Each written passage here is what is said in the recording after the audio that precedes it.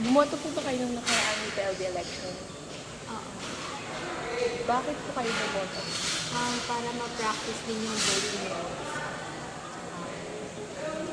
Tingin niyo po ba, ano po nakikita niyo importance ng pagboto? Bakit po bumuboto dapat ang isa? Kasi, yung iboboto kasi natin, lahat naman tayo ma-affect. Tayo yung magbe-benefit doon.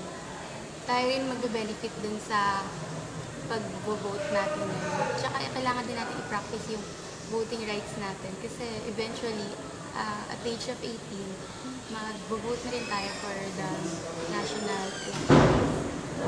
Tingin niyo po ba effective ang pagsasagawa dito ng election? In what?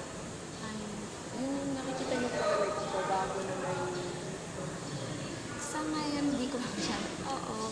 Tingin ko naman, effective naman siya. Thank you po.